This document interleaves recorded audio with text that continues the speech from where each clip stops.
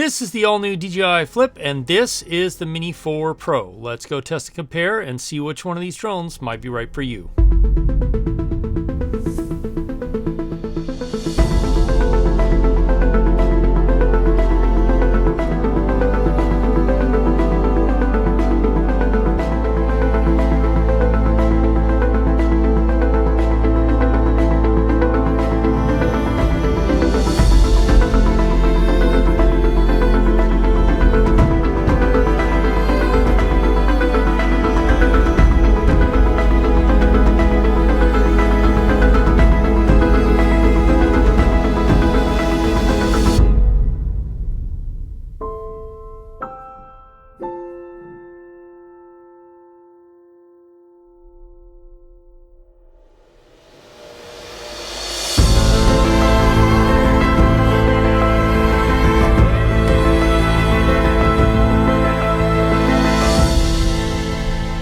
One of the big differences between these two drones is how they track. They both track really well, and obstacle avoidance, that's a whole nother thing that we'll talk about here in a minute. But the Flip, obviously you can do it without any controller at all. Whereas the Mini 4, you have to have a controller. But they also track differently because the Mini 4 has 360-degree obstacle avoidance. It gives you some more options as far as tracking from the side or from the front. This will track from the front and from the rear. Now the Flip does do a really good job of tracking. It basically, because it has the forward-facing LiDAR sensor, it tracks kind of where you are, where you're going, and it does have forward-facing obstacle avoidance. Now it's not intelligent obstacle avoidance like the Mini 4 Pro has, but we'll look at that a little more here in a second. But it does track you really well based on the path that you walk. And of course, it can also track you from the front. But when you're in an area like this, you have to be extremely cautious because there are a lot of obstacles around, and the drone tends to want to drift a little bit back and forth, left and right. And then let's see how the Mini 4 Pro does, because I'm curious to see how it can handle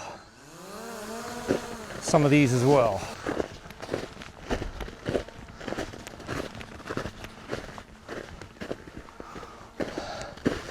You can see there, it's really struggling.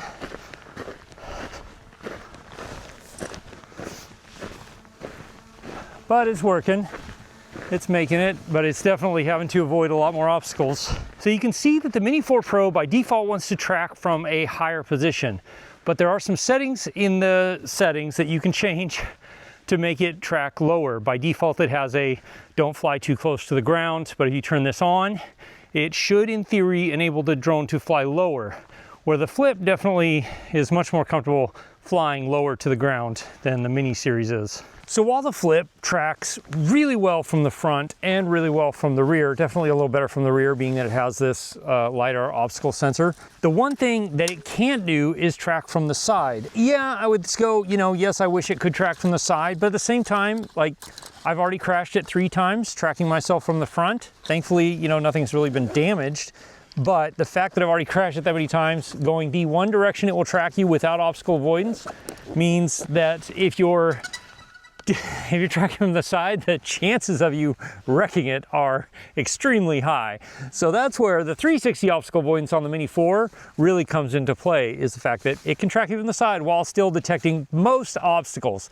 That's not to say I haven't crashed the Mini 4 Pro tracking myself from the front. And I don't really know why, because other than it was just some really white snow.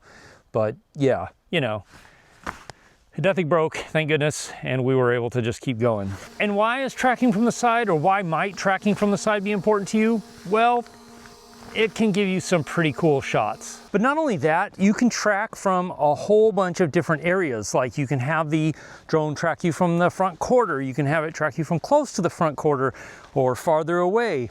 The Mini 4 Pro gives you a lot more options for how you want it to track you. And it even has this auto track feature where you can just basically tell the drone, hey, do what you think is best tracking wise and just give me some cool shots. Usually they turn out pretty good. Doesn't mean they always do, but you can get some really interesting stuff. So that's where the Mini 4 Pro really does have a lot more advanced tracking features than the Flip does. Now, when it comes to tracking with the Flip, it by itself, it only tracks you from a certain distance. You can get, you know, fairly close or a little bit far away, but not that far away. It can track you from farther away when you have the remote enabled, but still not like the Mini 4 Pro can. It just, you can't get that far away from you. You can see here where it tells you, hey, subject's too far away. And that's as far as you can go. The Mini 4 can definitely track from a lot farther away. Now, while in some ways the Flip wins on the active track side, just because it's so dead simple to use and stuff like that. I mean, the Mini 4 definitely has more advanced stuff. But one more area, the Mini 4 wins over the Flip is that it can active track a lot of different subjects. It can active track cars, it can active track boats, you can just, it has a lot more options, a lot more variety of what it will active track, whereas the Flip is pretty much just limited to people, at least so far. So while the Mini 4 clearly has more advanced tracking features, both of these drones do have a lot of different advanced features like master shots and quick shots. So in master shots, like I don't use them that often, but if you do want to get just a nice variety of shots when you're out in some really cool location, whether you're just hanging out on the beach or, you know, in a frozen wilderness beach like I am right now, master shots will give you a nice variety of shots that you can then throw on social media, and they'll even like edit them quickly on your phone to put together a little 30-second reel. So master shots can be useful in the right situations. But again, with master shots, with the Flip at least, you still have to be careful of obstacles that could be side or behind the drone, because it does not have any obstacle avoidance facing those directions. But beyond just some of those extra smart features the Mini 4 has, a huge advantage it has over the Flip is waypoints. And waypoints that allow you to create some really interesting, really kind of bizarre shots that just aren't possible with just straight up active track or anything like that. And like these shots you're seeing here, these are all done by waypoint missions. It makes it possible for you to like go through or between obstacles, around obstacles, and just to set a very different flight path than could possibly be done with active track. And it gives you some really interesting results. I have a whole video about how to use waypoints to get some more dynamic shots. It'll be linked up here in the corner. But this enables you to get some much more dynamic, much more interesting shots while not looking like you're controlling a drone or, you know, just using active track. But then we need to talk about controls and the way you control the drone. The Mini 4, obviously you have to have a controller. I'm using the RC2, you can use the RCN3 and or any of the Mini series. You have to use a controller. You can't just use your phone or anything like that. Now, this does give you really fantastic signal link, and you can fly much farther than you can see the drone and keep it in line of sight and all of that. But you are limited to carrying this around with you and having this in your hands at all times so that you're maintaining control of the aircraft, even if you're active tracking. Hey, real quick, if you're enjoying or getting value out of this video, then consider subscribing. I go out and test and compare equipment in the most real-world conditions I can find here in Alaska where I live, and I give you tips and tutorials on how to use it. But the Flip, on the other hand, has a lot of different ways you control it. One, it's super easy to turn on. As soon as you flip this particular, the back right one out, it turns on and boots up automatically. And then, just like that, it's ready to go. Now you can cycle through what you want it to do by just pushing the button right here on the side. Droney, circle, rocket, spotlight, direction track, follow, droney, circle. And then you push and hold that button for 3 seconds. Circle, 3, 2, 1. And then it starts doing the action that you want it to do. So if you are someone who doesn't want to have a controller in your hands and you like to get good footage, then this is a great option. But again, it's really dependent on you to make sure that you get good, clear areas to do stuff like this with. Otherwise, it's going to run into something and crash. I have crashed mine several times already, but then when it's done with the action, it'll come back to you and you can put your hand out and land it. Now, the other way to control it is with your phone, but you are limited how far away you can go, to about 50 meters. And that's highly dependent on what's around you and how dense the RF environment is around you. And then here you can do all of your different things. You've got all your different settings. You can do it low, you can do it high. You can change what you want it to do. You know, if you wanted to do a droney, but you want it to do 30 feet, keep it flat, whatever. You can do a lot of different things here. You can have it spotlight control. You can even manually control it where you're gonna just fly it with the with the faux joysticks here on the phone. And you can also record audio to your phone that then you can sync later or have it sync to itself, which I'll show you an example here of a second. But it's really simple. You want to do a droney? We'll do a droney, and let's just keep it flat for now. There, 3, start. 2, 1. And then it starts doing the recording or doing the droney just like the other one.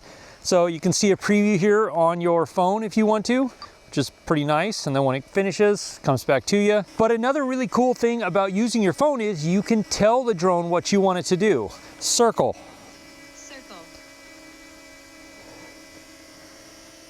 And then the drone will perform those predefined actions that you have programmed in here. So it gives you a few different ways to, get footage of yourself if you want to do this. Now, obviously here I'm doing the circle. It's recording audio off my phone, and that gives you an option to sync it later in post if you want to. You can decide how much noise reduction you want, which I'll show you a couple examples here in a second. But it is pretty nice. And it is pretty convenient that you can just fly just using your phone. Everything has to be fairly close quarters, and like the controls on the screen, I wouldn't recommend for anything other than like basic movement of the drone of putting it where you want it to be. But the other way you can control the Flip is also with a remote. Now, when you're controlling the drone with the regular remote, it operates just like DJI's other remotes. You can get some really great, really fun footage. And you can do things like fly in sport mode, which gives you the top speed of 35 miles an hour. And that's really interesting because I'll show you a speed test here in a minute, but you do basically get the same speeds in perfect conditions. If you're not in perfect conditions, then you definitely will not. And that brings us to recording audio. Now, there's a few different ways you can do it. You can do it directly through your phone, which you heard or saw a little bit earlier, or you can use something like the DJI mic system or Bluetooth system and pair it to your phone, but the audio quality on that is really not very good. So I'm going to plug the DJI Mic 2 receiver directly in here. Part of the reason I'm doing that is that I can record locally on the DJI Mic 2 and give you what it sounds like with no noise reduction, and then with the noise reduction that DJI uses in the DJI Fly app. So here we go. Right now you're hearing the Pocket 3 with the DJI Mic Mini. So this right now is being sent off the DJI Mic 2 directly into the phone with the receiver because it gives you the highest audio quality. And I'm using the natural noise reduction mode built into the app. That gives you pretty decent noise reduction, but it also doesn't destroy the sound as much. I'll show you the higher level here in just a second. And then this is the internal recording off the DJI Mic 2 with no noise reduction at all. And that definitely gives you, you can hear the drone and everything else. But then if you add noise reduction in post, you can get it cleaned up pretty well and make it sound natural in the way you want it to sound. But let me show you the pure mode noise reduction that is built into the app. So now we're using the pure mode noise reduction that's built into the app. And this is super aggressive. I really wouldn't recommend you use it because it destroys the sound completely. And now I'm going to switch back to the internal recording of the DJI Mic 2 so you can see what it actually sounds like a little bit better. Now the way to get the files off of the drone, because this is pretty cool that you can record audio directly to the drone, is that you can download them to your phone, and that will combine the audio file that was recorded to the SD card and the app with the video file, and it will combine it on the SD card on the drone as well, and then you can do whatever you want to do with that. If you don't download it to your phone though, it comes into your computer as two separate files where you have a video file and an audio file, and then you just put them together in post, and there you go. But then if you want to just record internally with the DJI Mic 2 like I am right now, then you're going to have to do something like a clap like I did earlier, just to make sure you can line those files up in post. But then there's a big difference between these two drones in how they sound.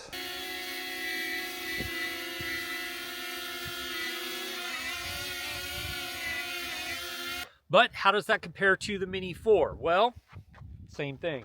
So now the Mini 4 is exactly where the Flip was, and you can hear the difference here is pretty significant. Now, while I haven't talked about image quality a lot because there's not a lot to talk about, Both of these sport the same 1/1.3 inch sensor. They both have the same 24mm lens, camera, field of view, everything like that. They both take really nice 4K up to 60 frames a second in 420 10-bit D-Log-M color profile, or HLG if you want that. They both do really, decent normal color profile. And both of them will give you really nice footage. The one difference where these two separate themselves quite a bit is in slow motion. Now the Mini 4K and the Flip will both film 4K up to 100 frames a second, which comes out as a 25 frames a second file that then you have to speed up by 120% to match a 30 frame a second timeline, or slow it down just slightly to match 24. The one area where the Mini 4 Pro really does beat the Flip is in slow motion in 1080. It can film up to 200 frames a second, which gives you a much more slow motion effect. And because they both film 4K up to 60 frames a second, which can give you slow motion, it's useful for filming, things that are normally fairly fast with people that are not moving super fast, but you want to slow it down and just give it that dreamy effect. Or, you want to be able to slow yourself down as you fall through the snow and rather unspectacularly try and pick yourself back up after you step through a hole in the snow. And yeah. So this is a great spot to test low light. Now it's not nighttime or anything like that, but it is pretty low light in here and it's kind of a cool spot. So, and here are both drones at 100, 200, 400, 800, 1600. And again, this is where D-Log-M stops. So we got to switch it to normal color profile. And now we're at 1600 in normal color profile on both drones. 3200. Getting up there. 6400. So again, you can see that this is pretty good. It's pretty bright. It's starting to get a little noisy, but it's not terrible. But the Mini 4 has night mode built in. So we'll switch to that. And that gives us access to one more step of ISO jumping, or one more stop of light going up. So 6400, 12,800. So again, like until you get into that night mode, it's not night and day difference. They're same camera system, same image quality on the Mini 4 and the Flip, but definitely with that night mode, it gives you a fair amount more ability to get into much lower light. And then we need to talk about vertical video, because the way these two drones approach vertical video is very different. The Mini series rotates the entire gimbal, which gives you full 4K up to 60 frames a second, basically whatever the Mini 4 will shoot or the Mini 3 will shoot. And because of that, it gives you a much better image quality. So if you shoot a lot of vertical video, then the Mini series is definitely still better. But the way the Flip handles vertical video is very different. It shoots in the 4:3 mode of the sensor and then crops in to give you up to 2.7K. So one thing that really comes into play here is the field of view. Because the Mini series flips the entire camera gimbal over, it gives you a much wider field of view like you can see here. But that's not to say that either one of these is bad for vertical video. But if you primarily shoot vertical video, the Mini series is definitely going to be the way to go. And beyond video, the same is true of photos. They both take spectacular 12 megapixel stills or 48 megapixel stills because it's a quad Bayer sensor. The difference here is in both of them is that you get more dynamic range if you shoot in 12 megapixels, and you get a little less dynamic range and a little bit more detail in the 48 megapixels. Honestly, either one of them, they do well. They take really beautiful photos and you can get some beautiful imagery out of it. But if you want the most dynamic range you can get out of this sensor, then definitely filming in or shooting the 12 megapixel stills gives you more dynamic range. And really, I mean, the images still look really, really nice. And that brings us to top speeds. Now, both of these drones will fly up to 35 miles an hour, and they both will ascend or descend at 11 miles an hour. But then we come to how each one of these handles wind. And that's where there is a pretty significant difference. Much more than I originally thought when I was working with the Neo originally, but there's a very strong wind blowing out here today. And so we're gonna take it off, let this hover, and just see how well each one of these handles the wind.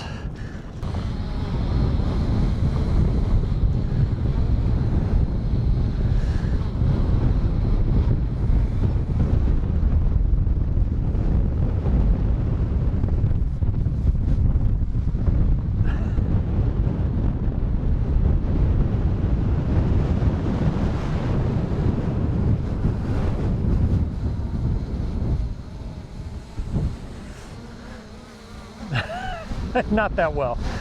So, I mean, it's handling the wind, but like, not great at all. It's very, very strong wind out here. All right, let's grab the Flip. And in case you're wondering, yes, it's cold, like freezing. So.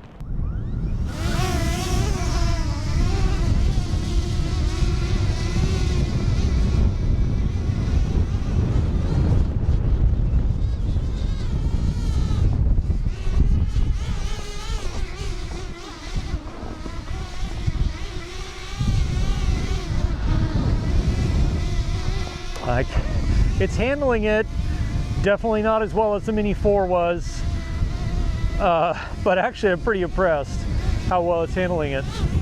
Right now it's gusting up to about 30 miles an hour, and so like that is more wind than either one of these drones is actually technically rated for. I'm impressed that it's handling it at all, though. That is actually quite impressive. And that brings us to battery life. Now, if you're using the 249 gram battery for the Mini 4 Pro, which keeps the drone under 250 grams, then there's only a couple of minutes of difference. Now, in the conditions I've been flying in, which are very cold, and you know, I mean, they're just very cold, I've been getting about 18, maybe 19 minutes of flight time before the battery life starts to go down pretty significantly. I think without it being in the very cold conditions that I've been flying in, that you probably would get 20 something minutes, maybe 22, 23 minutes or so. Like DJI says 31 for the Flip, and I think 33 for the Mini 4 Pro. But those are, you know, in the most perfect unreal world conditions you could find, I'm sure. Now, if you use the Plus batteries for the Mini 4 Pro, which make it over 250 grams, so then you're dealing with other regulations or a different regulatory category, then you're going to get 30-something minutes of flight time. And I do use those. I think they're great because of the extra amount of flight time. But that being said, like 20-something minutes for each drone really isn't that bad. This won't apply to you if you're just a hobbyist, but if you're somebody like me who operates as a Part 107 pilot, then the Mini 4 Pro is going to be a much better choice, because if you put the heavier batteries in, it transmits remote ID, which then makes it legal for you to fly it commercially. If you don't put the heavier batteries in, it does not, and then you're kind of in this weird area where you need to put a remote ID module on it, but that's stupid. So I wish that DJI would enable remote ID on both of these drones to be able to, you know, toggle them on or off maybe when it's under 249 grams. If you just say, you know, I'm doing a commercial flight or something like that, would make both of these drones really valuable, because then the Flip would fit into the Category 1 flights over people rule, and that would be amazing. Now, both of these drones are under 250 grams, so they both are small, but you can see here that the Flip is a fair bit larger when it comes to the actual size of the drone. I mean, you know, this direction and this direction, it's not that much larger, but as soon as you go this way, yeah, it's larger. And then if you're going to unfold it, you can see, like, they're not that much difference, but the ducks definitely do add a fair amount of size to the Flip. Now, how much that's going to affect you will depend a lot on you and how you intend to take this drone around. Now, there is one more difference that, depending on how you use your drone, might make a big difference for you, and that's how much the gimbal can up tilt. If you see here, the gimbal on this controllable, you can up tilt this up to 35 degrees up. Whereas with the Mini 4, the Mini 3 series, you can tilt it up, because you can see here how much different it is, up to 60 degrees. So if you do shoot a lot looking up, the Mini 4 wins. And then we need to talk about price, because there is a pretty significant price difference between these two drones. And depending on what you're going to do with it, that might make a big difference on which one you want to purchase. For the Mini 4 Pro, you're going to start at $759, which is the drone and the controller. And then if you want to add one of the Fly More kits, you're going to go up to $1,099. Or if you want to add the Fly More kit with the larger batteries and the DJI RC2, then you're at $1,159. When it comes to the Flip, you're going to be about $300 less than that. So if you're going to start off with the Flip, starts out at about $440 for the drone and the controller. They don't sell it as a standalone option yet, but then you can add the DJI RC2 for $600, $640, and then you can get the Fly More combo for $780 basically. But again, while that is a bit different and you can do lots of stuff with the Flip, if you're going to do anything commercially, you basically have to get the Mini 4 Pro and the heavier batteries because that is the only thing that makes it legal for you to operate this drone commercially. But next you're going to watch this video right here comparing some other drones. As always, if you have questions, ask me in the comments below or join my live stream, which happens most Wednesday nights at 4 p.m. Alaska time, 8 p.m. Eastern. We can have more of a conversation. I can answer questions that maybe I didn't get to in this video. I'm going to go home. It's cold. I'll see you again soon in the next one. Cheers.